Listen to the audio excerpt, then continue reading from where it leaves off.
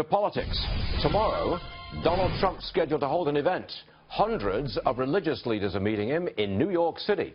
Here's Ralph Reed. He's with the Faith and Freedom Coalition. He's an evangelical, and you organize this event, is that correct? Yes. Now, what do you want Donald Trump, what do you expect, what do you hope Donald Trump says to get the support of evangelicals? Well, if you look at the polling right now, there have only been really two polls so far since he wrapped up the nomination that have what I would consider to be a solid evangelical crosstab in the poll. Okay. One is the Fox News poll. The other is a PPP poll. He's getting right now 68 to 70% of that vote. Hillary's getting about 20. Okay? That's the historic Democratic average. But to win in November, Donald Trump needs to push that number among evangelicals to 75, maybe even 80%. And he needs them to get out and vote. Yeah, and I think I would not presume to tell Donald Trump what to say tomorrow when he addresses the Road to Majority conference. What do you want? But I think, number one, you got to be authentic. You know, he got. Well, let's be specific. You remember they kind of dinged him a little bit for the 2 Corinthians. You know, you don't need to quote Scripture. Just come and be yourself. No one's asking you to be exactly what they are. The second thing is emphasize the fact that he shares their views on certain core social, cultural, and moral issues. Life, marriage, support for the State of Israel, opposition to the Iran nuclear deal, and support for religious liberty. He's good on every one of those. Is he? Yes, he is. Does he oppose gay marriage? He supports traditional marriage. He supports traditional marriage. Yeah. That's different from saying he opposes gay marriage and will seek to reverse the Supreme Court decision. He said when the Supreme Court, Stuart, ruled in the Obergefell decision last year that it was wrongly decided, that it should have been left up to the states, and he continues to make clear that he believes marriage is an institution between a man and a woman. Okay, now, abortion.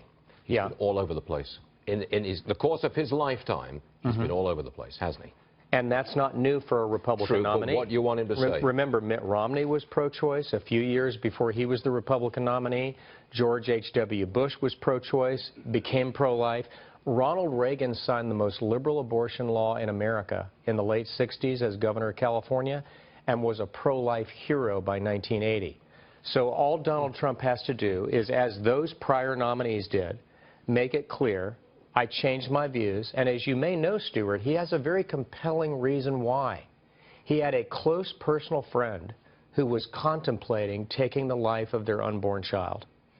And they apparently were very good friends, and this was a difficult and wrenching and emotional personal decision.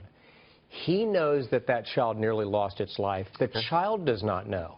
And he has watched that child grow up, and it changed his mind. He said, look at all the people who could be with us today. If he says that tomorrow in Washington, that's going to resonate. How do you get evangelicals to vote enthusiastically for Donald Trump? Because that's what it's got to be. If you want to bring out 80% of the evangelical vote for Donald Trump, there's got to be an element of enthusiasm there. Well, and I don't see it at the moment. I think part of it is what we've already talked about, which is those core issues and a desire to make it clear that if he becomes president, he'll fight for those things.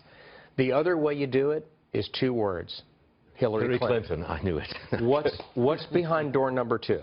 Okay? Right. She began the negotiations. We now know deceptively, we now know that her State Department lied from the podium about what was going on with the secret negotiations that has led to the mullahs in Tehran gaining access to ballistic missiles and ultimately nuclear weapons.